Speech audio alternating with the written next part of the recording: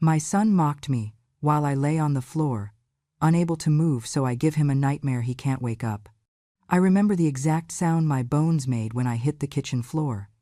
It was not the sharp crack I used to hear when Ray chopped firewood, nor the soft thud of a dropped pillow. It was something in between, something humiliating, the sound of a body that has lived too long and no longer knows how to fall with dignity. The pot of boiling water slipped from my hand a second earlier and splashed across my shin, and the burn spread like a fire lick crawling up dry grass. Pain climbed after it, slow but merciless, and when I tried to stand, my hip screamed and refused. I lay there on the cold tile with my cheek pressed against the floor, breathing in detergent and dust, trying to remember when this house stopped feeling like home and started feeling like a cell. I did not have time to gather myself before Tyler walked in. He did not rush. He did not gasp. He did not even blink. He just stood there, looking down at me with a crooked smirk that reminded me of a boy I once scolded for kicking a neighbor's dog. "Well," he said, nudging my fallen ladle with his shoe. "Look at that." The old animal fell in its own pen. Trash belongs on the ground, I guess. Funny how gravity respects age more than your own family does. I wanted to speak, but shame tightened my throat more than pain did. Jenny appeared behind him, her arms folded, her eyes narrow with irritation rather than concern. "If she dies," she said, wrinkling her nose as if I smelled of rot, "she better die cleanly. Just don't bleed on the tiles," I just mopped. "I am not scrubbing old woman's stink out of this kitchen." Their daughter Lila pushed past them, phone in hand, angling it toward my face as if she had found a curiosity in the wild. "Grandma glitching again," she said brightly. "Maybe she needs a reboot." Humiliation flushes slower in old age, but it burns deeper. I felt every word settle onto my skin like fresh bruises. Their laughter felt like hands pushing me deeper into the floor. They laughed, all three of them, and for a moment I heard not their voices but Ethan's laugh, soft and nervous, the way he used to giggle when he was unsure if a joke was too mean. His laugh had warmth, theirs had none. I lay perfectly still, trapped between pain and memory, and something inside me twisted, not from the burn on my leg but from the realization that the boy I had raised had grown into a man who looked at me with disgust instead of love. If you feel justice deserves celebration, smash that hype button. Let us keep stories like this alive, echoing far, far away. Your support helps us bring understanding and love to those who deserve it. Thank you so much. Keep listening. Tyler crouched, just close enough for me to smell the cigarette smoke in his jacket. "You know," he said, tilting his head, "I used to wonder why you favored Ethan so much. Maybe this is what you deserve. Maybe this is what happens when a mother chooses the wrong son." Jenny chimed in before I could even process his words. "Do not start that again, Tyler." She loved her precious little Ethan. She never cared enough to discipline him properly. That's why he turned out like this. Lila laughed, adding her own cruelty without understanding a thing. "Bet she wishes Uncle Ethan was still alive. At least he wasn't useless." I felt something inside me crack, but not loudly. Just a quiet fracture, the kind only a mother can feel when her own child spits back the poison someone else fed him. Years later, when I punished him for breaking a window that Ethan later confessed to, the wound deepened. He never let it heal. He never let me heal either. I lay on the floor, the ache in my hip pulsing with every breath, and memories flooded me. The nights I stayed up with Tyler during his episodes, when he could not sleep and punched the mattress until his knuckles bled. The parent meetings where teachers whispered about his temper and begged me to consider therapy. The afternoons, when he came home furious at the world, and I tried to calm him before he could hurt Ethan again. I had carried him through storms he does not even remember, yet here he stood, looking at me as if I had never loved him at all. "Get up," he said flatly. "Or stay there. I do not care." I tried to push myself upward, but my arm buckled and the floor rose to meet my cheek again. Jenny sighed dramatically. "She is doing this on purpose. She wants sympathy." Lila giggled. "It is kind of funny. Like watching a turtle try to flip over." I wanted to cry, not from pain but from the realization that there was no softness left in this house, not a drop of kindness, not even a ghost of the family I once had. I used to believe that Tyler would grow into the man his father hoped he would be, a man who would take care of me when I grew old. Instead, he had become a stranger, one who enjoyed watching me struggle. As I lay there, listening to their laughter echo down the hallway while they walked away and left me on the cold tile, I understood something I had not allowed myself to consider until that moment. Whatever this house was now, it was not a place where a mother could survive. It was a place where she could only disappear, one fall, one insult, one breath at a time. And somewhere inside the ache, a small and unfamiliar certainty began to form. They thought they were watching me break. But something else was starting to wake. The days that followed my fall were not much different from the days before it. Pain became background noise in that house, as common as the hum of the refrigerator or the distant traffic from the highway. Tyler insisted I sleep in the storage room beside the garage, a narrow space lined with paint cans and old rakes, a place that smelled of damp cardboard and forgotten things. He said it suited me because, in his words, old belongings belong with old belongings. He laughed every time he said it, as if humor could disguise cruelty. Jenny supported him with the steady conviction of someone who believed every harsh act was necessary for the greater good of her own comfort. She would not let me sit at the dinner table, claiming it was tight enough without adding one more chair, even though there were always 2 empty seats. On nights when she cooked, which was rare, she slid my plate onto the counter without looking at me, and I ate standing up like a servant in a house I once paid for. Their daughter Lila, who used to braid my hair when she was little, now treated me like content for her online audience. I wanted to tell her that humiliation should never be entertainment, but whenever I opened my mouth, the words clung to my throat and refused to come out. Tyler followed her lead, perhaps because it was easier than facing the truth of who he had become, or perhaps because her approval mattered more to him than his own mother's well-being. Jenny filled his head with poison, one whisper at a time, telling him that clinging to the past would hold him back. I did not know all the words she used, but I saw their effects. Tyler stopped calling me Mom. He started calling me her, then that woman, and eventually nothing at all. They had plans for me. I overheard pieces of their conversations late at night when they thought I was asleep. Whispers about nursing homes, state facilities, and the cost of long-term care. Jenny wanted me gone, completely gone. But Tyler needed my name to secure a loan for a bigger house, so he convinced her they should wait a little longer. Their waiting looked a lot like cruelty. They began clearing my things without asking. First went the framed picture of Ray and me on our wedding day, the one where he held my hand as if he feared I might vanish. Then they tossed the box where I kept Ethan's last birthday card, a small piece of paper that smelled faintly of old books and the life we once had. Last came my journals, years of thoughts written in ink that had faded as slowly as my influence in that home. Jenny threw them into a trash bag and told Tyler they were hoarder trash.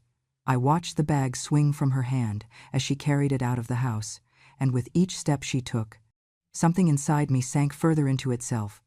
I tried to speak up once, only once. Jenny had pulled a stack of letters from the drawer beside my bed, the ones Ray wrote me in his 20s, the ones where he promised we would grow old together. She tossed them onto the donation pile as if they were meaningless scraps. I reached out instinctively and whispered, "Those are memories, sweetheart. Please leave them. They matter to me." Tyler did not even glance at the letters. He stared directly at me, his jaw tight and his eyes cold. "You are not part of this family anymore," he said. "Stop acting like your things matter here." I felt the words slice through something deep inside me, something that had already been fraying for years. That was the moment I understood there was nothing left of the boy I raised, nothing left of the home I built, nothing left of the promise Ray made me. And as the pieces of my past disappeared one object at a time, I felt something shift within me, a quiet awakening beneath the hurt. They thought they were erasing me. They did not know they were sharpening me instead. Every insult was a whetstone, every cruelty a spark. I do not remember the moment I tried to stand. I only remember the feeling that my body no longer belonged to me, that my legs were foreign things attached by threads too weak to pull me upward. The burn on my shin pulsed hot and sharp, and when I shifted my weight to rise, pain shot through my hip like a warning flare. I reached for the edge of the counter, but my fingers slid across the smooth surface, and I collapsed again. Harder this time, my shoulder hitting the tile with a dull thud that echoed in the narrow room.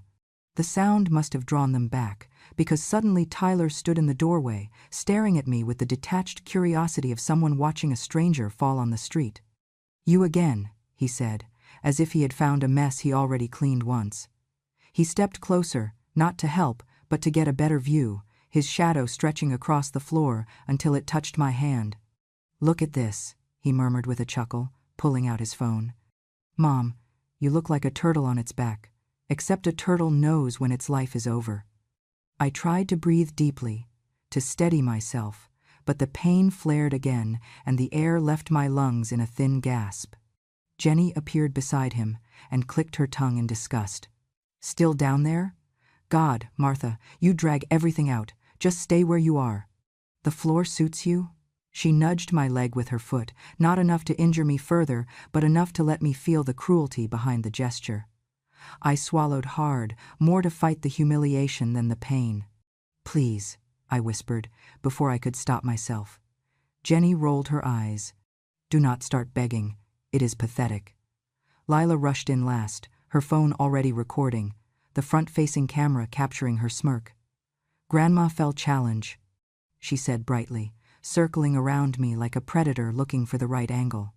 "This is so funny. Say something, Grandma. Give me some views." I closed my eyes because I could not bear to see the child I once held in my arms look at me like I was a broken object she found on the sidewalk. I heard the faint clicking of Tyler taking pictures, each shutter sound landing like a slap. "Maybe if we send this to the realtor," he joked, "they will knock a few thousand off the asking price. Tell them the house comes with a free obstacle on the floor." Jenny laughed, a sharp, ugly sound that cut through the room. "You should caption it, 'Vintage Hazard.' Throw in a crying emoji for effect." They stood there a few minutes more, making jokes, discussing angles, deciding which pictures made me look the most pathetic. When they finally grew bored, Jenny grabbed her purse from the counter. "We are going to dinner," she said casually, as if announcing the weather. "Eat something if you feel like getting up, or not, up to you." "We will be back later," Tyler added, pocketing his phone. "If you are still on the floor, maybe I will bring you a blanket." He laughed again as he turned away, and Lila filmed their exit, adding music to the clip as they walked down the hallway. The front door shut with a loud thud. Silence swallowed the kitchen. For a long moment, I lay motionless, the cold tile pressing into my cheek, the edges of my vision blurred from both pain and humiliation. My body begged for stillness, but something deeper inside me demanded movement, as if lying there meant surrendering the last piece of myself I had left. I pushed one hand forward and dragged myself an inch. The floor scraped against my palms. I tried again, another inch, then another. Each movement felt like threading a needle with trembling fingers, slow and clumsy. My hip roared with every shift, but I kept going, because the silence in that house felt too dangerous to stay in. I aimed for the wall first, thinking I might pull myself upright, but the pain told me that standing was a dream I could not reach. So I crawled instead, inch by inch, toward the hallway, toward the room Ray had once used as his workshop. The cabinet stood there, heavy and worn, the same place he used to store his tools and spare screws. I reached for the handle to pull myself forward, but my arm gave out halfway, and my shoulder crashed into the wooden door. Something inside the cabinet rattled. I froze, listening. Ray used to lock everything tightly, even his old measuring tape, so why had the door creaked open? I pushed lightly with my fingertips, and to my surprise, the door drifted open another inch, then another, until I could see inside. On the top shelf sat a small black box, tucked behind a stack of yellowed envelopes and a folded flannel shirt of Ray's I had not seen in years. My breath caught.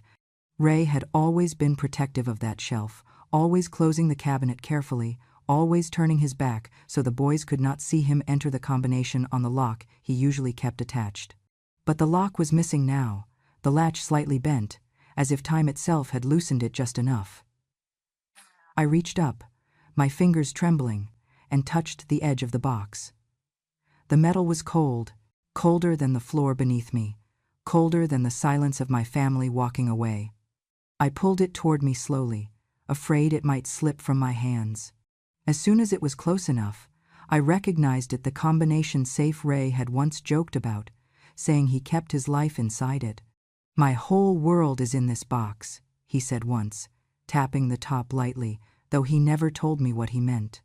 Too breathless to sit up fully, I rested the box against my chest and held it there, feeling the weight of it, feeling something shift inside me, something that did not hurt but trembled with the promise of truth. It was the first moment in years that the house felt less like a prison and more like a place with secrets waiting to be found. I did not know then what the safe held.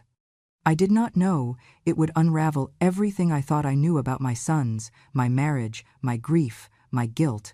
I only knew one thing. Ray had locked away something he was afraid to say aloud. And in that moment, lying on the cold floor with that box pressed against my heart, I felt the faintest spark of strength flicker to life. It was not hope yet. It was something quieter, something sharper, something that whispered, in the smallest possible voice, that maybe I had not been defeated after all. The safe was heavier than I remembered, or perhaps I was weaker than I had ever been. I dragged it across the floor inch by inch until it rested against the cabinet, and then I let it sit in my lap while my breath steadied.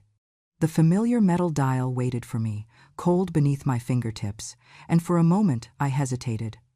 Ray had guarded this safe with a seriousness that never quite matched his gentle nature. If he hid something here, it was not money, it was truth. And truth, in my life, had always come with a price. But my hands moved on their own, guided by a memory I did not realize I still carried. The 3 numbers he whispered the night before his surgery, when he thought he might not survive. "Just in case, sweetheart," he had said with a tired smile. I had promised him I would never open the safe unless I truly needed it. Tonight, lying bruised and cold on a kitchen floor my own family had abandoned me on, I finally understood what he meant. My hands shook, not from fear, but from the weight of the truth I was about to meet. The lock clicked open with a soft metallic sigh, and the lid lifted smoothly, as if it had been waiting. Inside, neatly arranged as only Ray would arrange them, lay 5 items. The first was a small USB drive, labeled in Ray's handwriting, "E-call." The second was a stack of printed photographs, still frames pulled from security footage. The corner of each picture bore the timestamp of a convenience store camera near the road where Ethan's accident happened. But the third item made my throat tighten. Ray's leather-bound journal, the one he always wrote in late at night when he thought I was asleep. I used to tease him about it, calling it his second brain. Now, seeing it there, I felt a chill. If he put it inside the safe, it contained something he believed the world could not handle. I reached for it with trembling hands, but something else beneath it caught my eye, a thick envelope marked "Living Trust Addendum." And beneath the envelope, folded with careful precision, was a letter addressed to me. I opened the USB drive first because it felt lighter than the others. I plugged it into the small laptop Lila had discarded months ago. The screen flickered to life, and then a single audio file appeared. When I pressed play, Ethan's voice filled the room. At first it was soft, frightened, barely more than breathing. "Tyler, Ty, please pick up." His breath hitched. I heard cars in the background, gravel shifting, the distant whine of pain. I cannot move. I think my leg is... Tyler, please, come back." A long pause, a sob, a gasp. Then Ethan's voice broke into a whisper I would never be able to forget. "Please don't leave me. Please, please don't leave me here alone." My hand covered my mouth, but the sound still escaped me, a raw cry, torn from someplace deeper than I ever knew existed. Ethan had called his brother while dying. He had called him, and Tyler never told me. I replayed the message twice, 3 times, each time feeling the truth rip deeper into me. I braced myself before reaching for the second item. The photographs were grainy, but clear enough. The security camera showed the road, the car, the moment of impact, and then Tyler climbing out, stumbling away, leaving Ethan slumped against the dashboard. In one frame, Ethan's hand reached toward the open door, reaching for his brother's retreating figure. Tyler never looked back. I stared at the images until the shapes began to blur, but Ray's journal pulled me back. I opened it to a page marked with a small ribbon. On that page, Ray had written a list of dates, incidents involving Tyler, patterns, notes about anger that came too quickly, apologies that were too polished, manipulation that grew more calculated each year. He had consulted a behavioral specialist once, quietly, without telling me. Next to the doctor's notes, Ray had written, "Potential for escalating violence if not monitored." I felt a wave of nausea rise in me. Ray had known, not everything, but enough. I reached for the envelope next. The Living Trust addendum was simple, brutally clear. It stated that if Tyler ever emotionally or physically abused me, directly or indirectly, all property and financial authority would revert solely to me. Not shared, not negotiated. Mine alone, with the explicit power to remove him from the home and sever him from the inheritance entirely. Ray had seen the danger years before I did. He had prepared for a day I never imagined would come.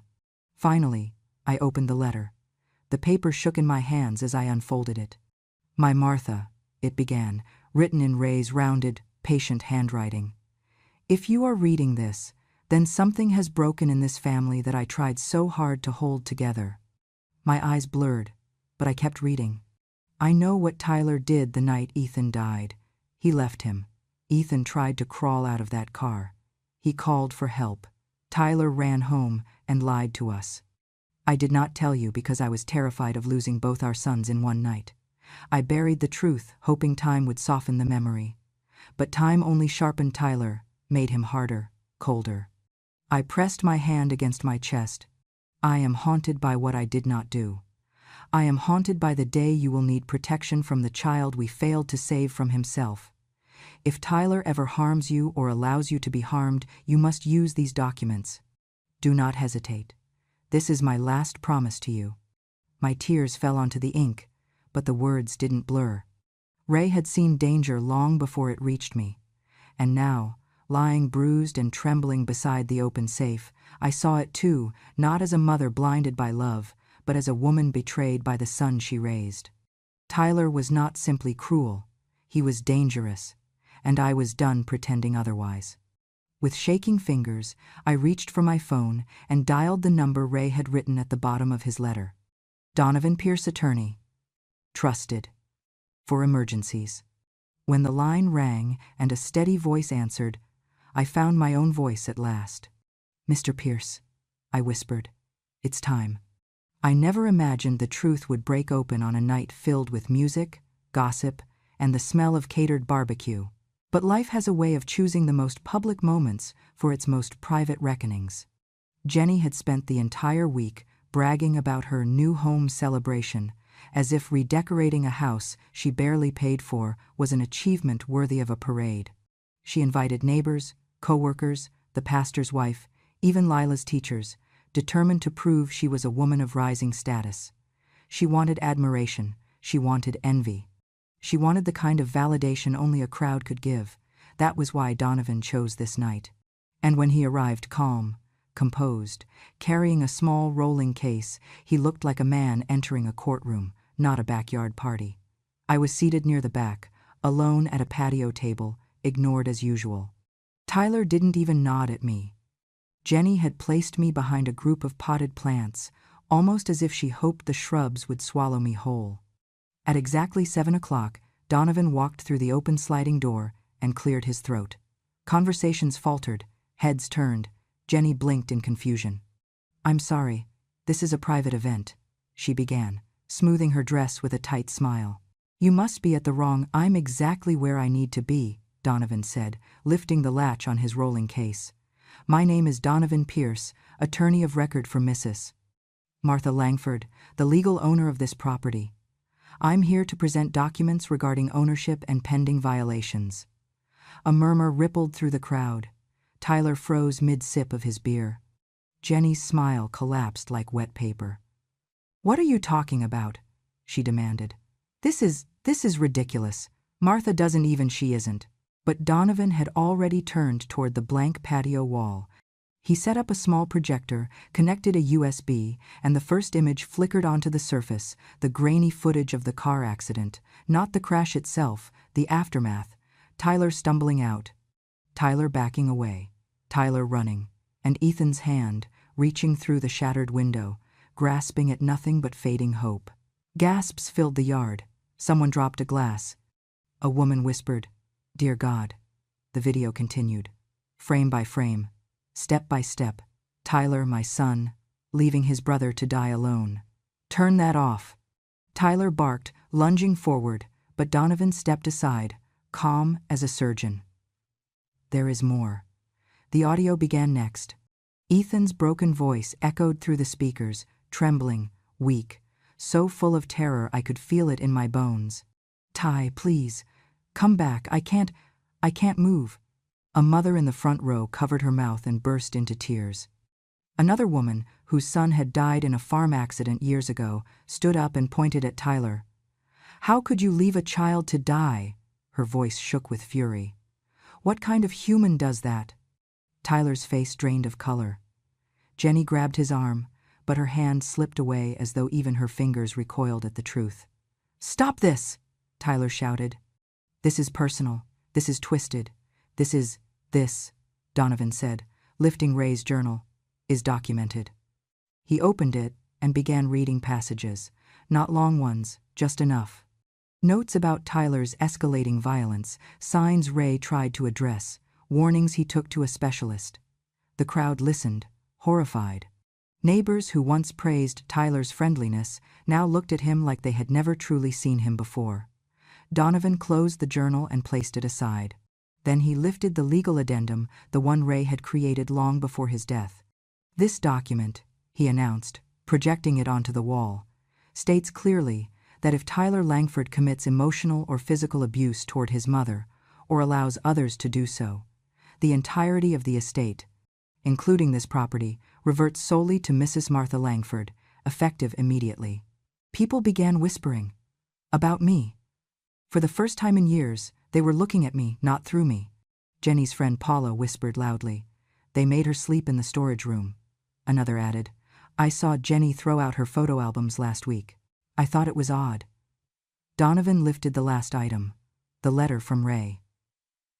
Written after he learned the truth of Ethan's death. I squeezed the arms of my chair. The yard grew silent enough that I could hear the hum of the projector. "Ray knew," Donovan said. "He knew Tyler left Ethan. He kept it quiet out of fear, not forgiveness." Jenny staggered backward, bumping into the dessert table. Tyler stared at me, glared at me with a look that mixed rage with panic. "You're ruining everything," he hissed. "You had no right to open that safe."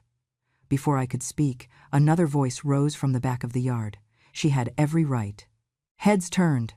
A tall, weathered man stepped forward, holding his cap in his hands. His voice shook. "It's time they all know," Jenny gasped. "Dad? What are you doing here?" Her father. A man she rarely mentioned. A man whose face I recognized vaguely from the one time he visited years ago. He looked straight at Tyler, then at me. "I saw you that night," he said. "The night Ethan died. I was working late, fixing the lights at the store. I saw you run from the car. I saw Ethan trying to move." Jenny covered her ears. "Dad, stop it. Stop." "I kept quiet," he continued, his voice cracking under the weight of years. "Because Jenny loved you, because I wanted her to finally have something good. I thought, maybe you'd change." He shook his head. "But you didn't. You only got worse." Silence wrapped the yard again, heavy, suffocating, final. Tyler's mask cracked. Anger twisted his features into something almost unrecognizable. "Mom," he shouted, stepping toward me. "How dare you do this to me? To us, after everything I've done for you?" For the first time in months, maybe years, I stood on my own 2 feet. My hip trembled, but I stood. Not tall, not strong, but unbroken. I looked him in the eye, steady and calm in a way that seemed to unnerve him more than any scream could. "You want to know how?" I said. "Because the truth waits. Even when we don't want to speak it. Even when it hurts. Even when we're afraid. I felt the entire yard lean in as I spoke. And tonight, I said softly, the truth finally arrived. Tyler's jaw clenched. He didn't speak again. He couldn't. The truth had already spoken for him, and everyone heard it. The yard was still filled with echoing whispers when the police cars pulled up, their lights washing the fence in flashes of red and blue. I had seen those lights before in this town during accidents, arrests, nights when the quiet prairie turned sharp, but never for my own family. Officers stepped through the gate with a firm purpose, the kind that leaves no room for confusion. The lead officer asked, "Tyler Langford?" Tyler stiffened, jaw tight, eyes darting between the crowd and the officers as if searching for an escape route that no longer existed. "What's this about?" he demanded, though his voice cracked, betraying him. The officer read calmly from the clipboard. "You are being taken into custody under 4 charges. Involuntary manslaughter related to the death of Ethan Langford, hit and run, causing fatal injury, fabrication of evidence following the incident, and felony elder abuse." People gasped. Several backed away from him. It was strange to watch how quickly a crowd shifts around a man once admired, how the body instinctively recoils from something it no longer wants to be associated with. "This is insane," Tyler shouted, but the officers were already moving toward him. He tried to take a step back, but Donovan's voice cut through the air.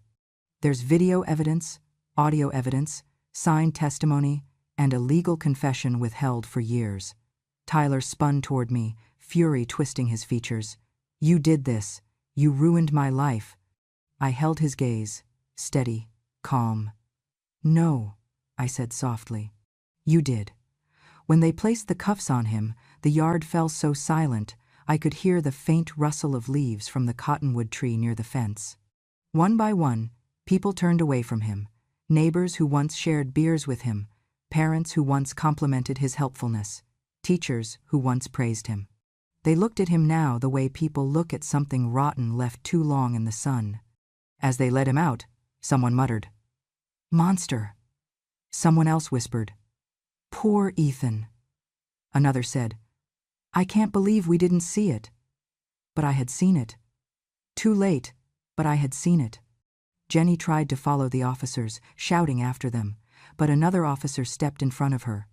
"Ma'am," he said firmly, "you are not under arrest at this time, but you will need to come in for questioning regarding withholding evidence and participation in elder neglect."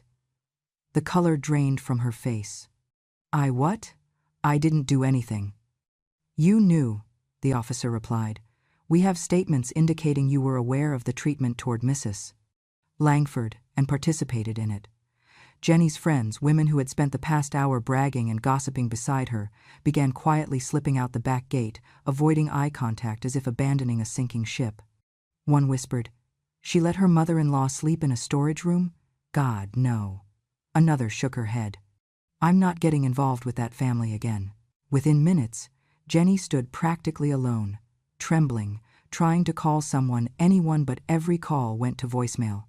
Her social circle, so carefully curated, fell apart in a single night. And for the first time, I saw something unfamiliar in her face. Fear. Not anger. Not contempt. Fear. But the one who surprised me most was Lila. While her parents shouted and struggled and tried to maintain whatever crumbling dignity they had left, she stood frozen near the edge of the yard, the blue light flickering against her pale face. She wasn't filming. She wasn't smirking. She wasn't mocking. She was staring at the projection still frozen on the wall, Ethan's hand reaching through the shattered window. I watched her swallow hard, her lips trembling as she whispered, almost inaudibly, "He was calling for help." She covered her mouth with both hands. "He was calling Uncle Tyler."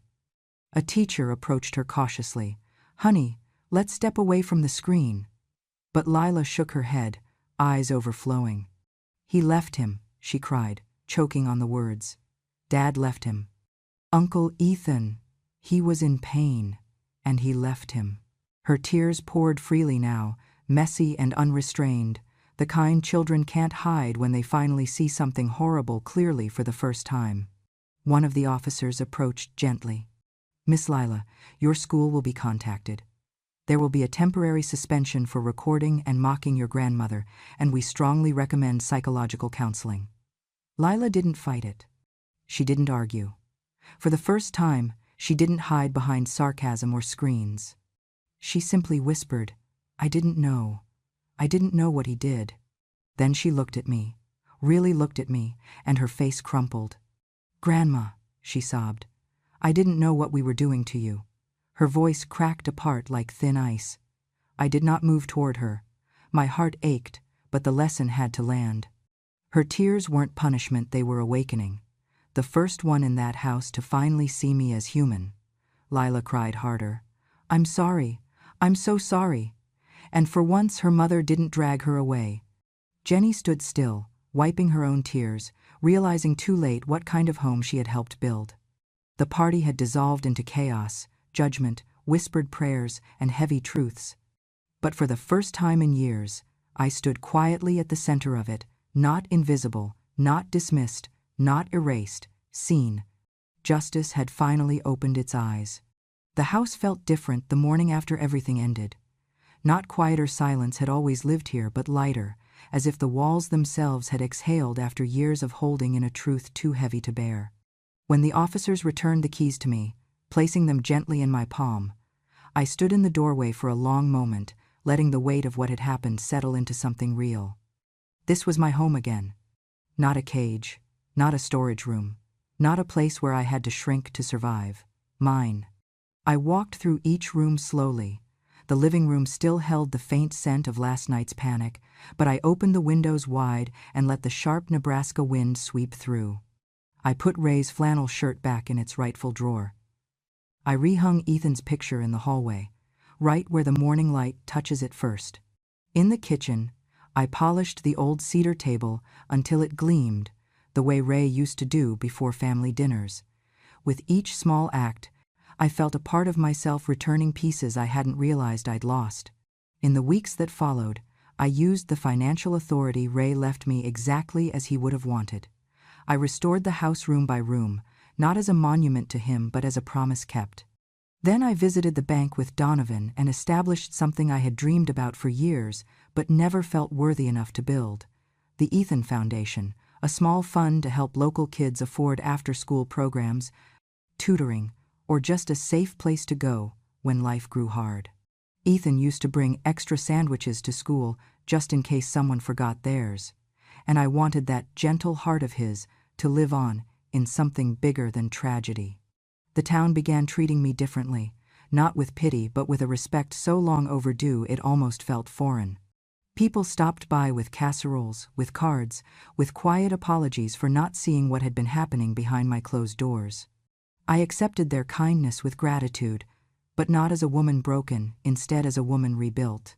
But the final chapter, the one that mattered most, happened in a small visitation room at the county detention center. The guards led me in, and I sat down across from Tyler.